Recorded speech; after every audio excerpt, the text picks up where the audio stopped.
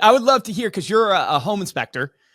So I would love to hear from you. Like, what is the big pain point, or, what's the thing that you want to know that you believe could help you grow your business? So I would love to know, like, what are real estate agents looking for in terms to hire us? Like, what would make me stand out to get them to say, yes, I want to hire Lisa and her company to come do our home inspections? Yeah, what a great I wish question. we knew a couple of real estate Yeah. agents. Lucky for you, we got two of the best real estate agents on the line. Can you give us a little bit more background, though, on your business? Like, how well are you doing? I'm not super familiar with the home inspection business. Like, is it revenue per month, or is it inspections per month that you're doing? Can you give me some comparison of where you're at and how the business is going? Yeah, so we've been in business. My husband and I own the company together. So we've been in business for 8 years. Awesome. And per month, we probably do about 10 per week. Okay. And which is, about average for a home inspection company in our business at this stage in our career. So how many do you think you could do per week? Because obviously you want to get more real estate agents to send you business. So how many do you think you could go to? What's the kind of ratio there? You go from 10 to what? So in the past, when we had an inspector, we did probably 20 Okay. per week. So we want to get to that point where we can take on more and hire another inspector Okay. as well. What does that mean for you and your business? Like, for you and your husband, what's the big driving factor? Is it, freedom, more freedom to scale your business to make more money? Like, what would that mean for you and your business to go from 10 to 20 or 20 to 30 a week? Yeah, so it would actually be able to, being able to hire someone else would alleviate some off of my husband. He could then, train more people as well, give him time out to go out and market more as well. I do a lot of the marketing myself, but Love I it. think having the home inspector go out and do it as well makes a difference. Like, I have my radon license and do that as well and fill that void if he can't do it himself. Yep. I love this. It's such a good question. I'm going to turn it over to you, Stephen and Cody, because I think you guys can give some really great answers. But because you're actually real estate agents, but I love this question too, because I already think you're focused on the right thought, which is the relationship. And how do I go and build relationships and deliver more value to the people that are going to feed me the business. So I give you kudos on already your thinking from a marketing standpoint. But Stephen, what's your take? And we'll get your take, Cody. So I'm curious, Lisa, what do you think because you're doing a lot of business already. What do you think the number one driver is for agents to use you right now? Is basically being, relationship, being very knowledgeable and doing, trying to be the one person contact that if you don't do something yourself, then you're going out and hiring that expertise. Other inspector that can do something. Like, we don't do septic here in our franchise, but other people do that. So I hire someone out to do that for our clients. So it's being a one-stop shop, basically. Yes, number one mistake that I've noticed in every other business is the same with mortgage. Like, we just started our mortgage division, and everyone thinks that it's going to be based on how good of an inspector they are, how good of a mortgage lender, loan officer that they are. And the truth is that's just expected.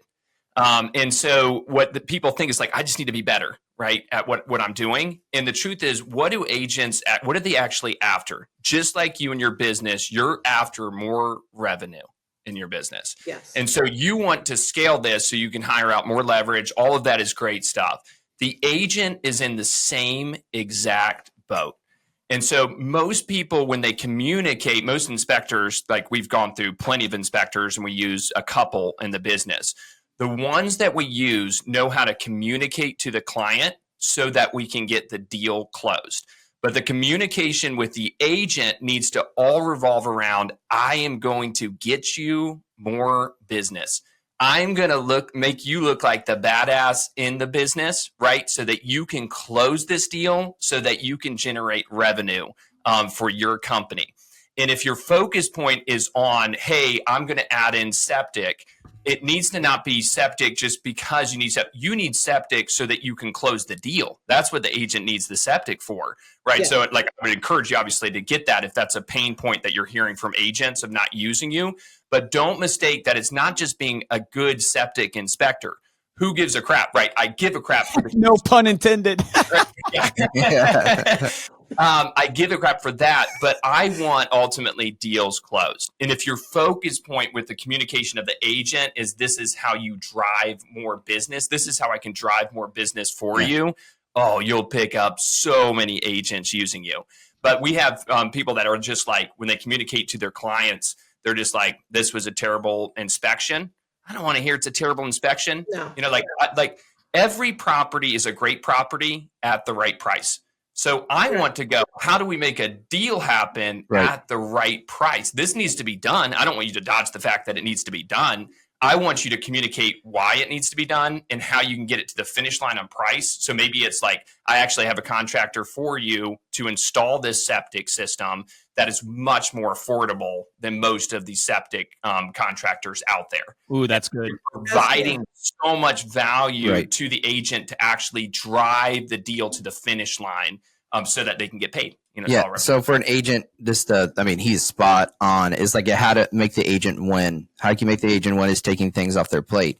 So having the multiple source of inspections is nice, where if you can do termite, well, septic, and the inspection, I've got one person I'm calling. I'm setting up one thing through everything, and that takes a ton of mind share off me because I've got my one person, and then when I ask them, they do it.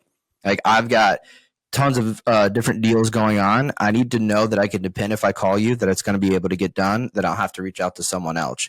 That helps the agent win, and the communication piece is that second piece. Imagine getting a report in front of you with a bunch of red flags, and you just send that to the client immediately. And then the client calls the agent and they're upset because they're seeing so many red things on this report. Instead of you going, I'm going to call the agent first. I'm going to say, hey, this did come up with a lot of points on the inspection. These are the things that I think are big deals that need to be handled. These are the things that aren't as big of a deal. I'm going to call the client. I'm going to talk to them about that and just let them know this is where they can solve the problem. But this is what you're going to run into with the client. Instead of the client calling us and going, I want out of this deal. You know what I mean? It's terrible, right? This is so good. So Go ahead, my question Lisa. to you is where you're at, do the clients actually attend the home inspection? Where we're at, I would say like 99% of the time, the client is there. Sure. Yeah, probably over 50%. Yeah, I would say it all depends on the pitch. So what I always say is, hey, if you're going to go, you want to go for the last 30 minutes so the inspector can walk you through a summary of exactly what's going to happen.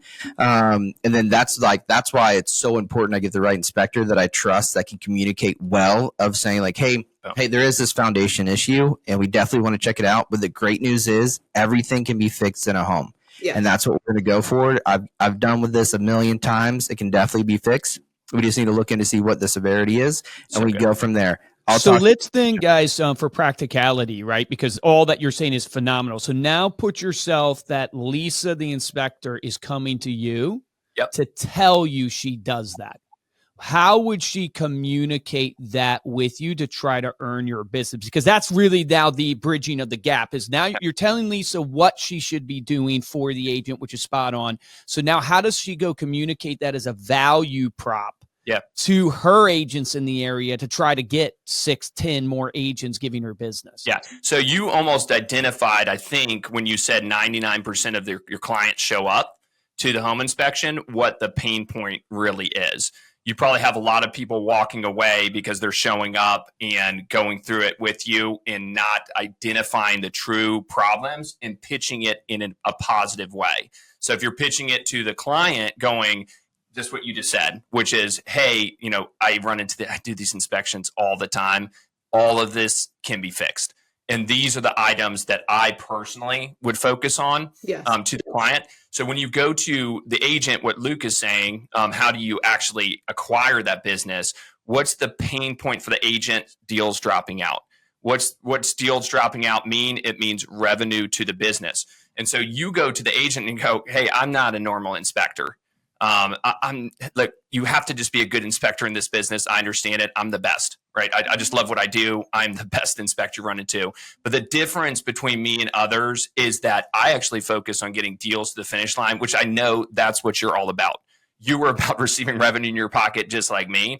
And that's what I want to focus on. So here's the bullet points of the things I do. So when I walk through with your client, trust me, everything is going to be a positive. There are negatives to every inspection report, but there's a solution, and that is the positive. And I'm going to communicate that to your client. But I'm not only going to communicate that with your client, I'm going to communicate that to you before the problem even comes up with your client. And then even further, you go, what I do for other agents in this business is I actually set up their script to their clients so that they really should show up 30 minutes at the end of the inspection. And that way they're not seeing 2 hours, seeing the problem of the inspector going through the house. Also, that takes time off your plate.